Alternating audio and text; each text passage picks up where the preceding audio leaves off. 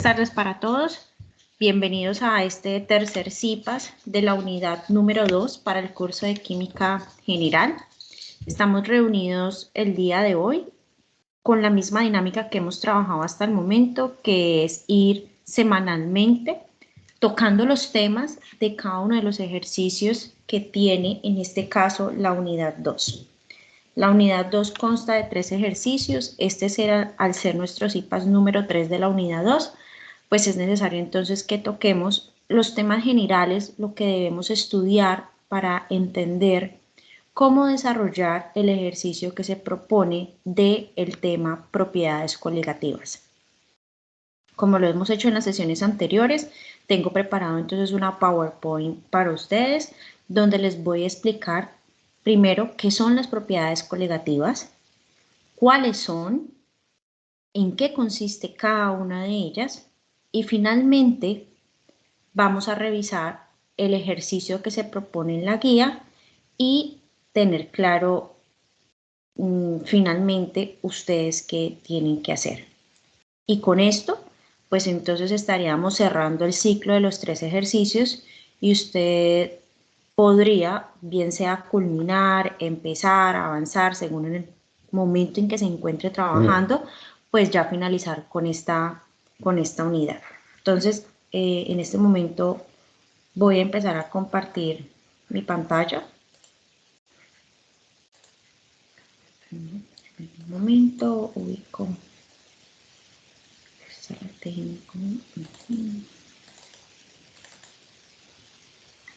CIPAS 3. Perfecto. Entonces, estados de agregación y soluciones, es de aclarar que es el nombre de la unidad número 2 y el ejercicio número 3 lleva el nombre de propiedades coligativas. Entonces empezamos.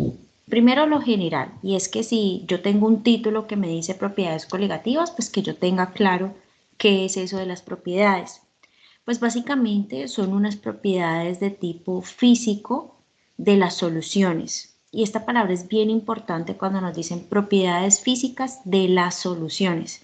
Y digo importante porque nosotros ya vimos qué es una solución. Si de pronto se nos olvidó, recordemos que una solución es el soluto y el solvente. Cuando soluto y solvente se unen, generan una mezcla homogénea, ya automáticamente yo hablo de solución. Ya no tengo que hablar de soluto, ni de solvente, ni de mezcla homogénea, sino que yo todo lo puedo condensar o resumir con la palabra solución. Entonces, las propiedades coligativas son propiedades físicas de las soluciones y que dependen en mayor proporción o están directamente relacionadas esas propiedades físicas es a la cantidad de soluto que hay en la solución, mas no se fija mucho de la naturaleza del soluto. Cuando decimos de la naturaleza es de la forma como viene, sino que se encarga de mirar es la cantidad de soluto que hay. Mucho, poco, tanto porcentaje, tanta masa, tanto peso. Se fija entonces en la solución, las propiedades coligativas, es de evaluar cuánto soluto hay en la solución.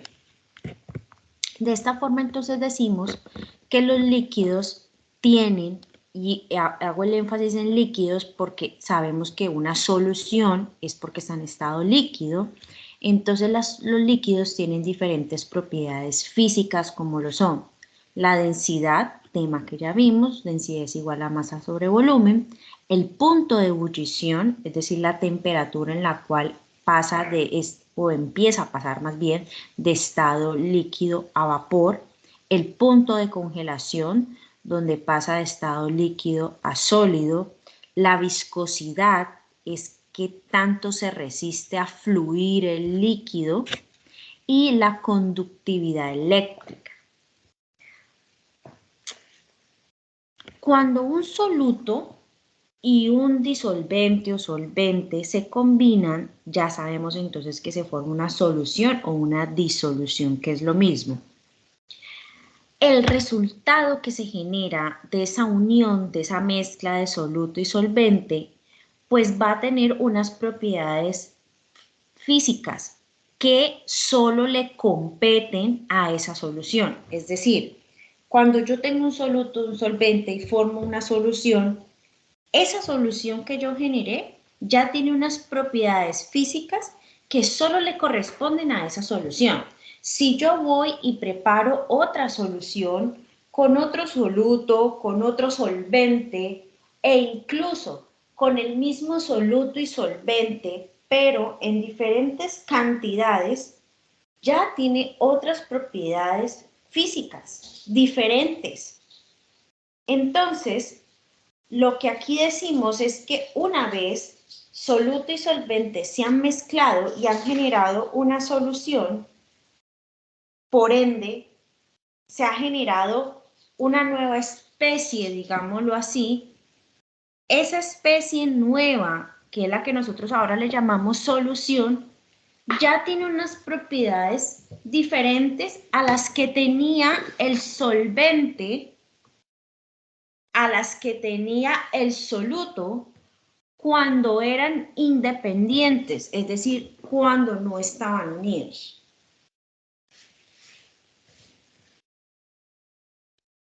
Entonces, en este orden de ideas, las propiedades que adquiere esta solución, que le son, como les decía, propias, específicas para la solución, de tipo propiedades físicas, es a lo que nosotros le vamos a llamar de ahora en adelante, con este tercer ejercicio, propiedades coligativas, donde son propiedades entonces que tienen las soluciones y que estas propiedades van a depender exclusivamente del número de moléculas de soluto o de la cantidad que hay de soluto respecto a la cantidad de moléculas o en la cantidad que hay de solvente. Es decir, como cuál es la proporción de soluto y solvente. Y no se va a fijar de la naturaleza como tal del soluto. Se fijan las propiedades coligativas, van directamente relacionadas a la cantidad.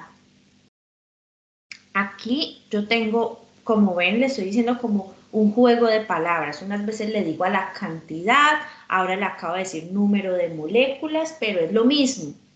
¿Y por qué hago como en este juego de palabras? Porque como usted puede leer definiciones de propiedades coligativas de diferentes fuentes, pues quiero que independientemente de la fuente que usted utilice para leer, pues no vaya a causar más confusión. Entonces termino con la información que tiene la diapositiva. En conclusión, dependen las propiedades coligativas de cuánto soluto hay en la solución. ¿Cuánto? Cantidad de soluto. Listo. Entonces podemos decir que las propiedades de las soluciones químicas en general, no las propiedades coligativas, estoy hablando de las propiedades que adquiere una solución, es decir, cuando yo ya he mezclado un soluto y un solvente, van a depender de dos factores. Uno, de la naturaleza del soluto, es decir, de las características que tiene el soluto, y otra es que también esas propiedades dependen de la concentración o de la cantidad de soluto que hay presente en la solución. Entonces, de forma general, las soluciones tienen propiedades, es decir, tienen características. Y esas características dependen de dos cosas. ¿De la naturaleza del soluto o de la cantidad de soluto que hay presente?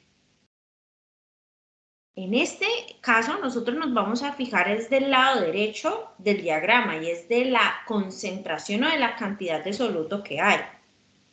Pero si por algún motivo nos fijáramos o no entendiéramos qué es eso cuando me dicen de la naturaleza del soluto, ¿qué es eso? Es cuando yo me fijo de las propiedades que tiene el soluto en cuanto a qué, su densidad, su viscosidad o su conductividad eléctrica. Repito, esas no son las características que nosotros nos vamos a fijar ahora, porque de una forma u otra ya lo vimos, densidad, conductividad. Ahora me voy a fijar es de las propiedades de las soluciones en cuanto a la cantidad de soluto. Y ahí sí están entonces las propiedades coligativas. Y como ven, el nombre propiedades coligativas está en plural. Quiere decir que son más de una. Y efectivamente son 4 las propiedades coligativas.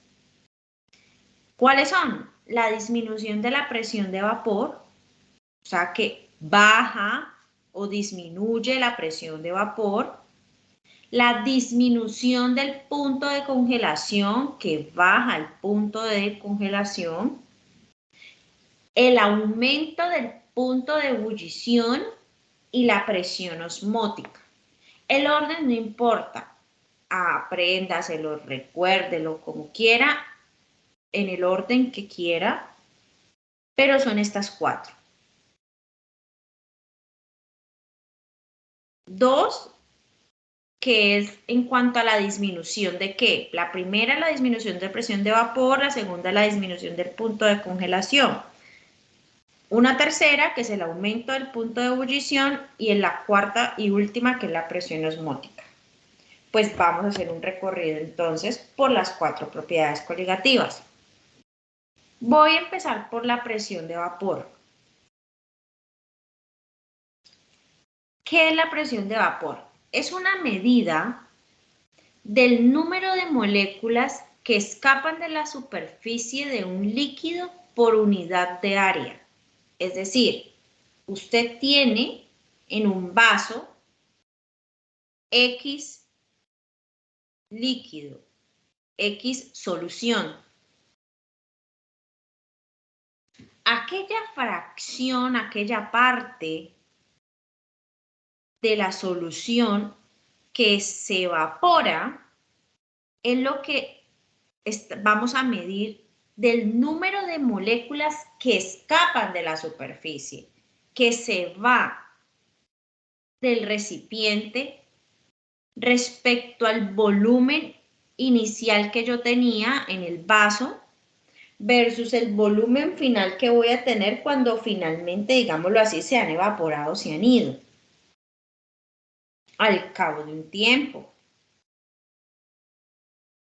De esta forma, entonces, debemos tener en cuenta que existen líquidos volátiles. Volátiles es esa capacidad de cambiar de estado, de líquido a gaseoso, a vapor. Líquidos que sean muy volátiles, es decir, que hagan este cambio de fase, la acetona, el alcohol.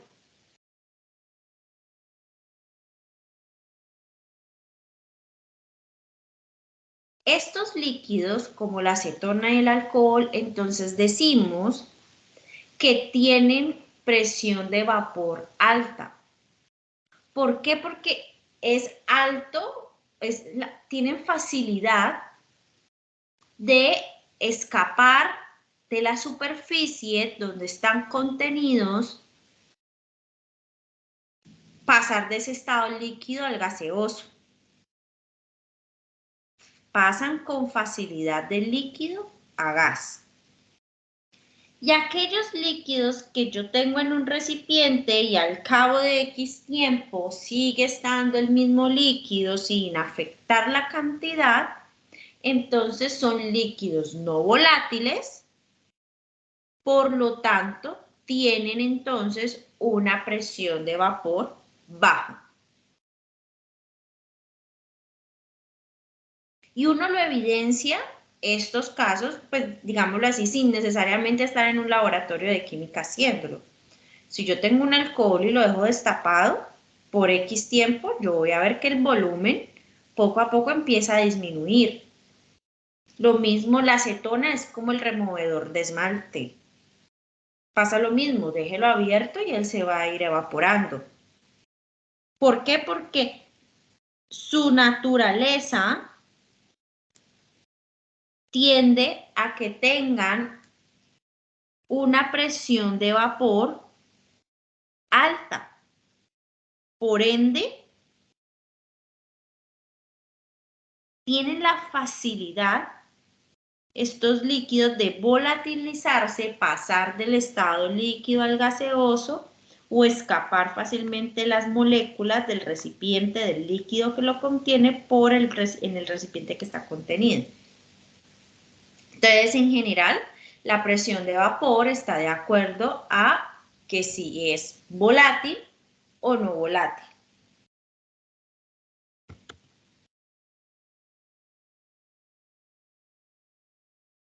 Y esa es la primera, pues como les digo, no importa el orden, una de las 4 propiedades coligativas, la presión de vapor.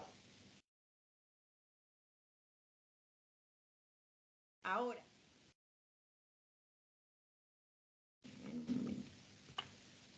tengo entonces disminución o descenso del punto de congelación.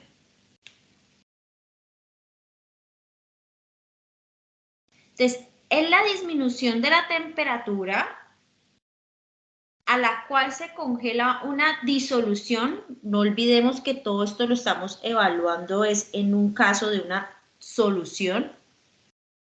Entonces, es la disminución de la temperatura a la cual esa solución que está primero en estado líquido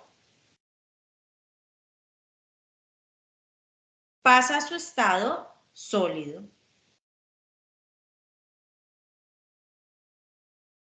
Es decir, se congela. Para que lo entendamos mejor, nosotros ya sabemos que el agua pura, o sea, solo agüita, se congela a 0 grados centígrados. Pero ¿qué pasa si, por ejemplo, nosotros le agregamos a esa agua un poco de sal? Por ejemplo, la disminución del punto de congelación, que es una de las propiedades coligativas, nos dice que cuando esto ocurre de que yo al agua le agrego un poco de sal o otra sustancia para que forme una solución, ahora esa solución que tiene agua, pero ahora ya es agua más sal, se va a congelar. Claro, en algún momento si yo empiezo a bajar la temperatura se va a congelar. Solo que ¿qué va a pasar? Ya se va a congelar a una temperatura más baja, es decir, por debajo de los 0 grados centígrados, que es el punto de congelación del agua sola. ¿A cuánto baja? A menos 2 grados. Entonces, cuando yo tengo agua sola, ella se me congela a 0 grados centígrados. Pero cuando yo la mezclo con la sal, por ejemplo, la temperatura a la cual esa agua que tiene sal ahora se va a congelar no va a ser a 0, porque a 0 es cuando es sola el agua. La afectación de haberle agregado sal son 2 grados menos que voy a necesitar para que se me congele. Entonces, por ejemplo, en Estados Unidos o en países, por ejemplo, donde cae la nieve, como ellos, pues, digámoslo así, tienen un sistema de monitoreo del clima tan bueno, tan perfecto, pues ellos saben cuándo va a venir esa época de que va a nevar grave, o sea, que las calles se van a congelar. Y por ende, si se congela, pues imaginen las afectaciones que eso tiene en muchos sentidos. Entonces, para evitar o generar el menos caos posible por tener las calles congeladas, lo que ellos hacen, sabiendo que mañana, pasado mañana, en fin, va a caer la nieve y que va a estar a punto de congelación, lo que hacen es agregarle sal a las calles, pero antes de que caiga, ¿no? La nieve. ¿Y para qué le agregan sal a las calles? Para que precisamente cuando caiga la nieve y haga contacto con el suelo que ahora tiene la sal, pues entonces eso se congele, pero ya no a 0 grados, sino a -2. Por lo tanto, que le cueste más. Entonces, si le cuesta más congelarse, pues las calles no se van a congelar fácilmente o no tan rápido. Por eso dice que sea más difícil que se congele. Entonces, es una forma como yo puedo evidenciar con un ejemplo, dos ejemplos como lo hemos visto básicos en diferentes escenarios. El primero era solo un vaso con agua, el otro pues ya la nieve con las calles con sal. ¿Cómo es que afecta la disminución del punto de congelación? La disminución del punto de congelación, ¿cómo lo afecta en una solución? Pues a raíz del soluto que yo le agrego. La otra temperatura es el ascenso del punto de ebullición. El ascenso del punto de ebullición, es decir, cuando pasa de líquido a vapor.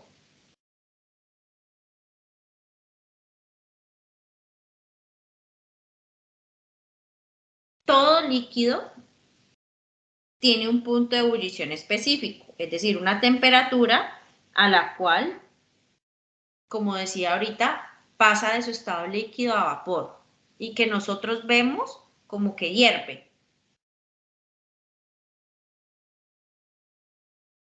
La forma en como yo aumento el punto de ebullición,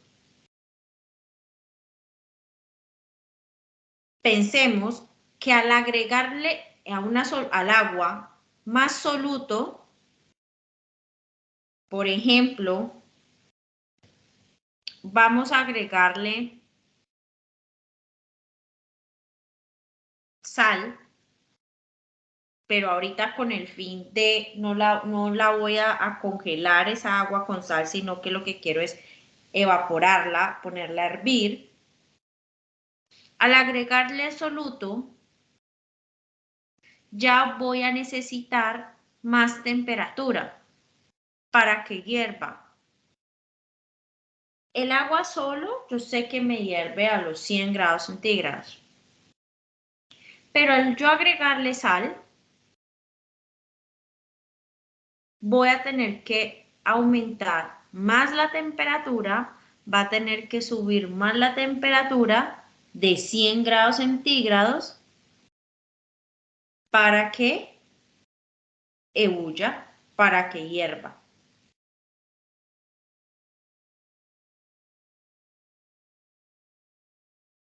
Entonces, aquí en un ejemplo, como lo dice la diapositiva de la vida cotidiana, pues la gente tiene sus formas como cocina, por ejemplo, ¿cierto? Pero un caso muy común es, digamos, cuando uno cocina pasta, que pues uno, claro, la pasta le debe agregar sal, ¿cierto? Pues para el sabor y todas esas cosas. Pero entonces, los que saben cocinar al menos pasta, saben que uno le agrega la pasta al agua cuando el agua está hirviendo. Y a partir cuando empieza a hervir, le agrega la pasta y ahí empieza a contar el tiempo pues, de cocción.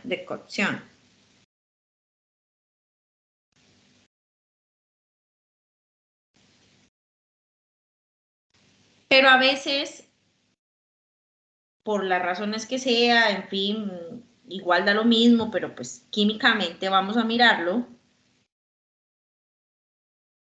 Antes de que empiece a hervir el agua, la gente le agrega la sal.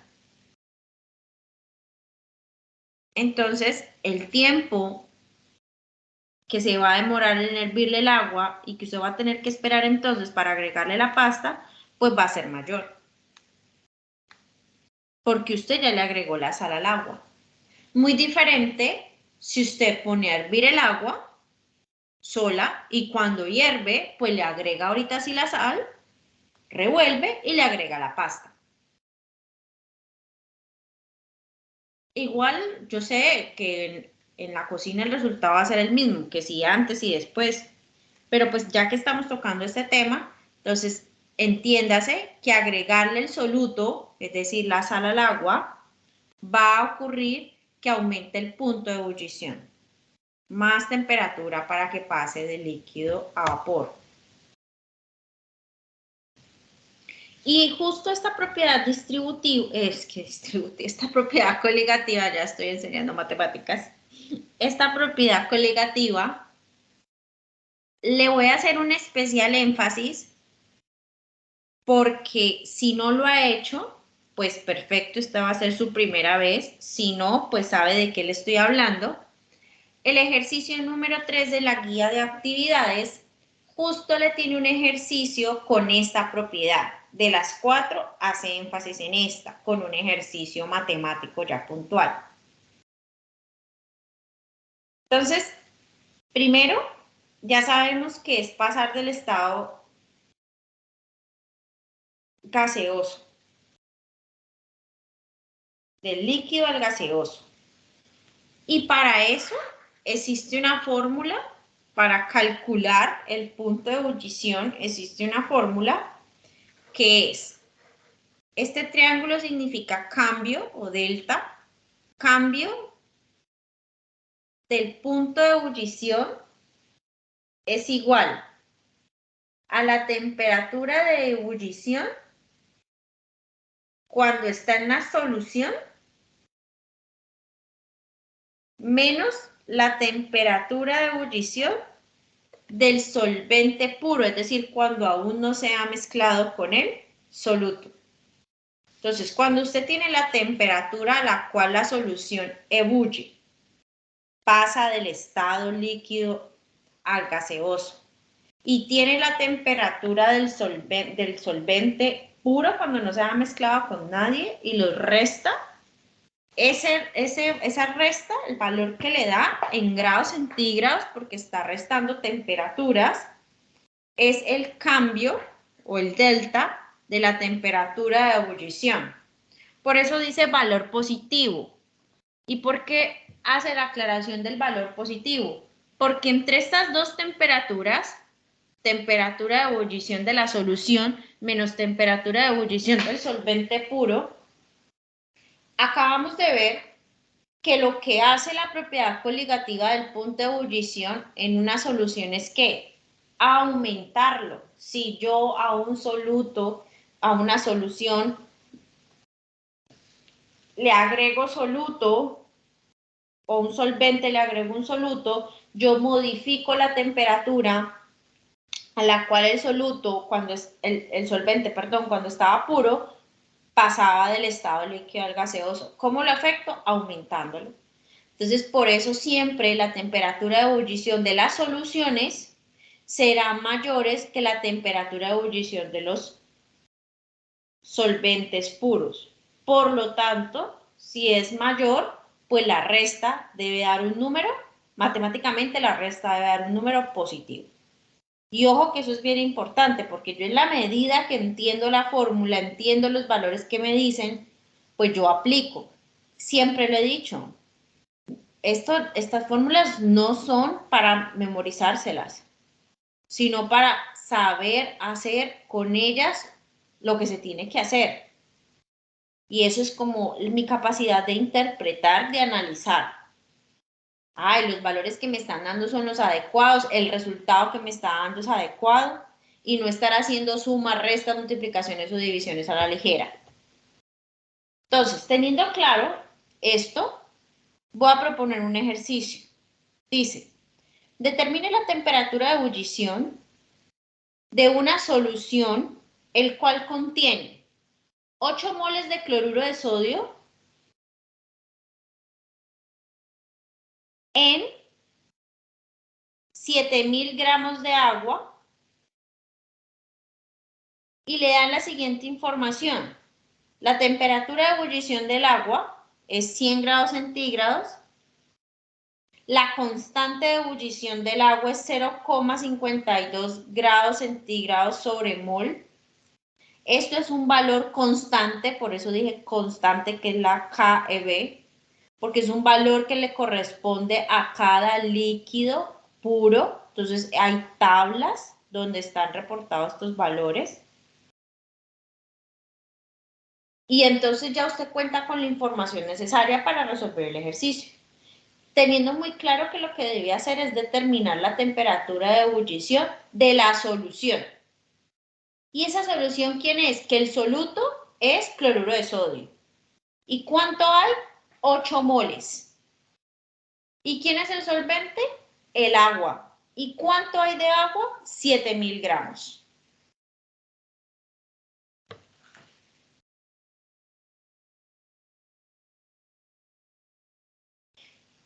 Que el agua hierve a 100 grados centígrados. Y como es con Disculpe, agua profe. estoy trabajando, sí señor.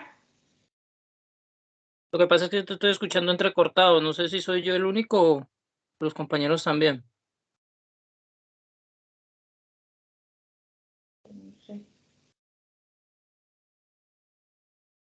No sé cómo me escucha, muchachos. Se escucha bien. Vale, gracias. Bueno, entonces, como sé que, o sé no, me está diciendo el ejercicio que estoy trabajando con agua, entonces, si no me lo dijeran, pues voy y busco en los libros cuál es la temperatura de ebullición del líquido. Entonces, en este caso, pues ya me lo dieron, más fácil. A ustedes también se los están dando en la guía, 100 grados centígrados. También, por ende, voy y busco cuál es la constante de ebullición del agua, o sea, ese valor que no cambia, que le es propio al agua, voy y lo busco y me da que es 0,52 grados centígrados sobre mol. Si yo tengo que hallar la temperatura, es decir, que el número que yo voy a decir, que es la temperatura de ebullición ahora de la mezcla, tiene que ser en una sola unidad, que son los grados centígrados, no más. Pero hay una segunda fórmula y no me dejarán mentir los que han revisado la guía, que hay dos fórmulas. La primera, que es la que vimos acá, y la segunda, que es esta que estoy señalando. Esta, que es esta misma, que dice, cambio de temperatura de ebullición es igual a la constante de ebullición por la molaridad.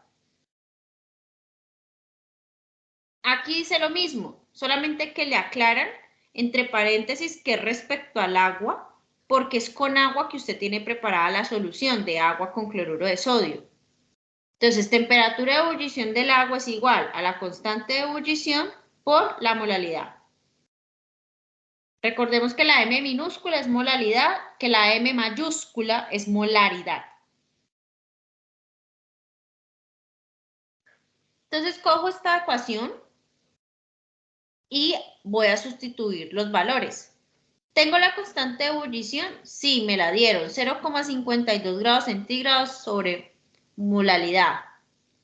¿Por quién? La molaridad. ¿Me la dieron? Directamente no, pero los valores que me dieron de cantidad de moles y de cantidad de agua me permiten hallar la molaridad, que es esta parte que está aquí. A mí me dijeron que habían 8 moles de cloruro de sodio en 7.000 gramos de agua. Pero la fórmula de la molaridad dice es la relación que hay de moles por cada 1.000 gramos de solvente o por cada kilogramo de solvente. Es lo mismo, 1.000 gramos, 1 kilogramo. Entonces, si por 8 moles, si hay 8 moles en 7.000 gramos, ahora necesito saber es cuántos moles hay, pero solo en 1.000. Entonces, hago este por este dividido este, ¿verdad? 8 por 1.000 dividido 7.000 y me da 1,143 molal. Eso es lo que hay, 1,143 moles es lo que hay por cada 1000 gramos o por cada kilogramo de agua. Entonces, es este valor que está aquí multiplicando, es este mismo. Entonces, cuando yo multiplico estos dos valores, me da que el cambio de la temperatura de ebullición del agua, me dio 0,59 grados. Es decir, la temperatura del agua se modificó en 0,59 grados. Entonces, cojo la ecuación que tenía en la diapositiva anterior, que es esta misma, y reemplazo. Cambio de la temperatura de ebullición es igual a la temperatura de ebullición del agua, 100, más el cambio que hubo es lo que se afectó en 0,59 grados. Y tengo entonces, cuando lo sumo, en este caso, para saber exactamente en cuánto fue que se afectó haberle agregado sal ahorita, ¿a quién? Al agua. Por eso siempre me dicen que da un valor, recordamos ahorita, positivo. Porque la temperatura de ebullición de una solución es mayor que la temperatura de ebullición del solvente puro.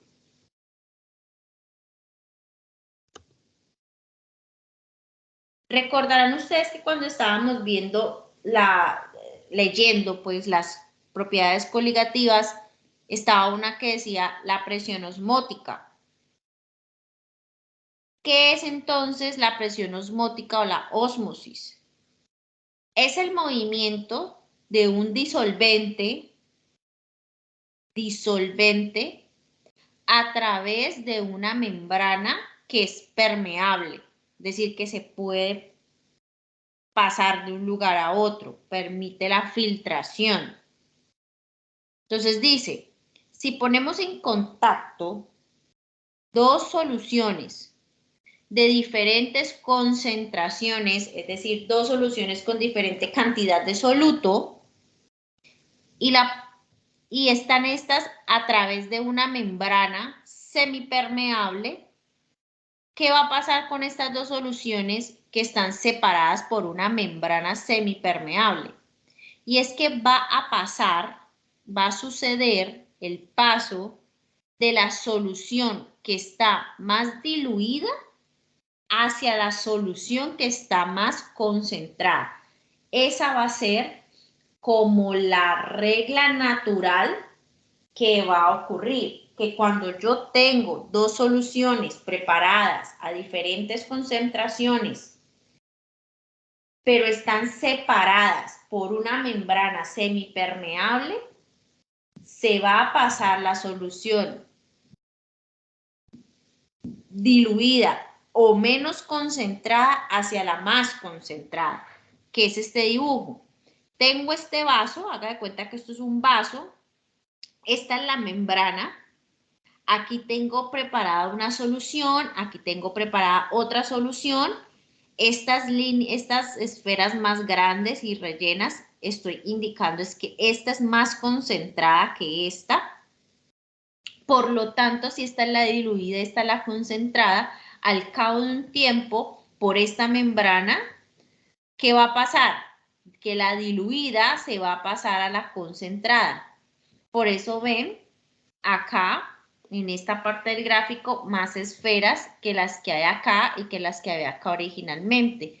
Y estas cuatro que están expresando la mayor concentración siguen en su lugar, es decir, ninguna de estas se mueve hacia acá porque esta es la diluida y la naturaleza del movimiento dice que va a ser de la diluida a la concentrada. ¿Esto por qué ocurre? ¿Por qué este fenómeno pasa de diluido a concentrado? Porque la presión, por eso se llama presión osmótica, que ejerce la solución, la más concentrada, sobre la membrana. O sea, como la solución más concentrada tiene mayor presión, pues se resiste a pasar por la membrana. Entonces la otra, que la menos concentrada, al tener menos presión, pues va a pasar. Miremos un momentico este video, por favor.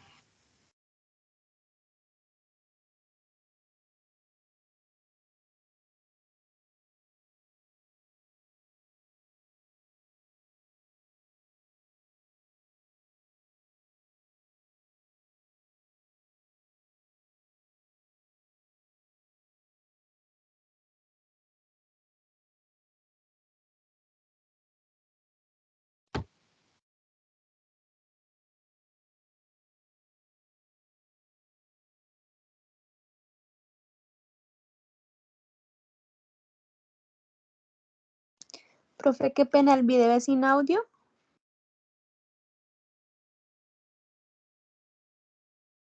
Sí, es más que todo visual. Tiene como una musiquita de fondo y ya. Ah, bueno, listo, gracias. Pero si quieren podemos hacer lo siguiente. Denme un momentico, aquí tengo esto y ahora me devuelvo a la diapositiva que acabo de pasar, que como este lo grabo, es.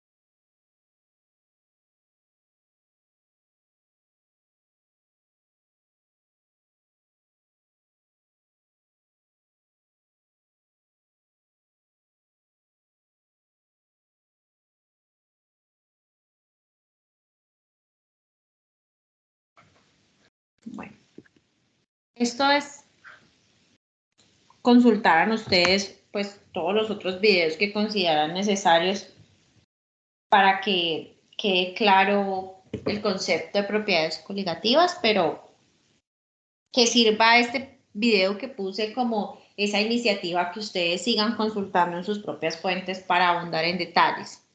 De estas 4 propiedades, tengo especial interés, digámoslo así, de acuerdo a lo de la guía, lo que les propone a ustedes la guía con el ejercicio que vimos ahorita, y es relacionar lo mejor posible los temas que uno ve que estudia, que sería pues como lo ideal, con cosas de la vida cotidiana para que uno pudiera hacer una mejor analogía, una mejor relación y se le pueda quedar como más el conocimiento.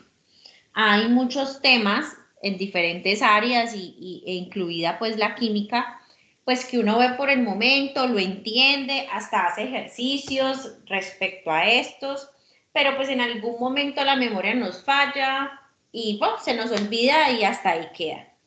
Pero qué bueno es cuando uno puede tener que le expliquen un tema, tener una relación con una situación que uno vive, digamos, a diario y decir, ah, pues perfecto, esto es cuestión de química y pasa porque efectivamente existe estos y estos factores químicos, físicos que la alteran.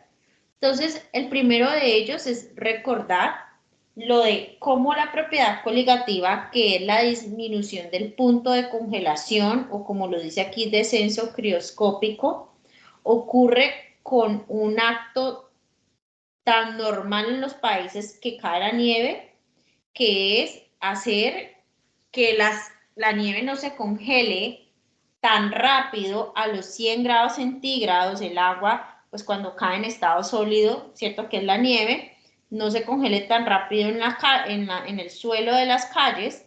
¿Por qué? Porque le agregan primero sal. Entonces eso hace que esa agua le cueste más congelarse.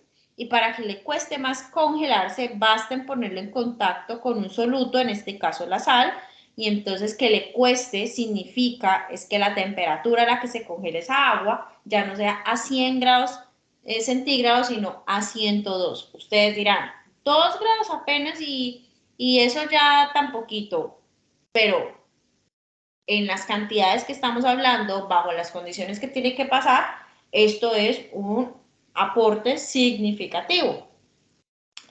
Y otro ejemplo es el que veíamos, el mismo, pero en el sentido contrario, la propiedad coligativa contraria. ¿Cuál? Pues ya no es el descenso, sino el aumento del punto de ebullición.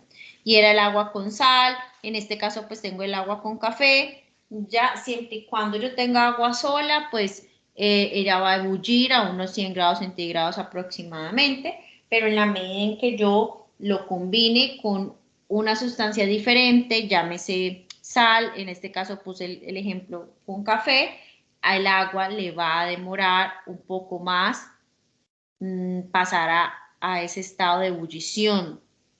Por lo tanto, el que le lleve un poco más de tiempo es porque va a tener que su temperatura aumentar que si estuviera el agua solita, pura. Entonces, vemos entonces que este aumento del punto de ebullición, cuando lo voy a hacer con un ejercicio, pues va a ser un cambio positivo, el valor que me da es positivo, porque los solventes o los líquidos cuando están en estado puro hierven a una temperatura, pero cuando yo lo tengo en solución también va a hervir, pero a una temperatura diferente. Sin embargo, tiene la tendencia, el comportamiento, que es que la temperatura de ebullición de una solución siempre va a ser mayor que la temperatura de ebullición del solvente purito, cuando no se ha combinado con nada.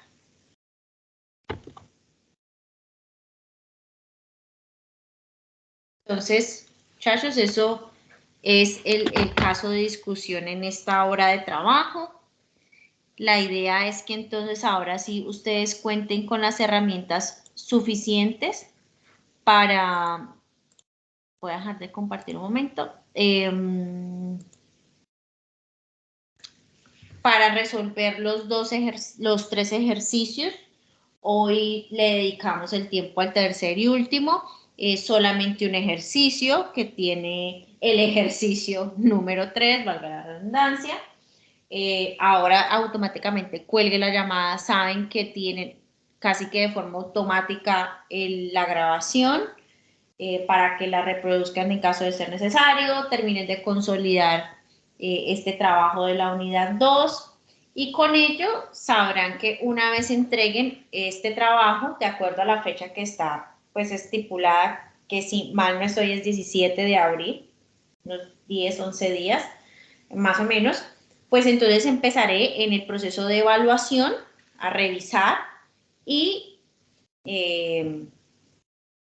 ustedes tan juiciosos que han estado participando, también saben que hago la adición de puntos en caso de que sea necesario. Cuando digo en caso de que sea necesario es que pues para obtener la nota máxima, ¿no? Entonces haré también muy juiciosa esa asignación de los puntos por el trabajo, la participación tan buena que ustedes han podido tener, sacar de su tiempo para estos espacios de círculos de interacción, como bien son los IPAs. Les agradezco por su participación. Creo que alguien se fue. Sí, bueno, listo, no importa. Entonces, les agradezco su participación. Nos estamos viendo. Si llegan a tener alguna duda o inquietud por el foro, por el chat de este Skype, por ese grupo de Skype, por donde le quede mejor, con mucho gusto. Que tengan feliz resto de tarde, de día y a trabajar, muchachos. Muchas gracias por participar. Hasta luego. Gracias, profe. Con mucho gusto.